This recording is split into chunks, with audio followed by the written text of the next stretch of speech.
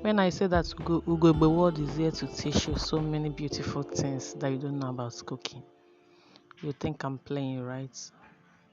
Your kitchen don't need to be expensive.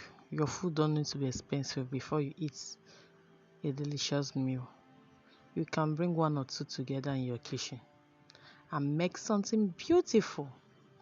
Just take a look at this video and make sure you watch till the end to see how I used just few ingredients to put up a beautiful food, nice looking meal for my odogu to enjoy. It's not easy now. It's not easy. All you need to do in this channel is just to subscribe. Always be available because I will be bombarding us. I'll be bombarding us with so many beautiful, easy ways of making delicious meal. Just look at it now. Take a look at the face of the food. Only seeing the face, even though you didn't taste it. Isn't it looking nice? Okay, oh yeah, now let me taste it for us.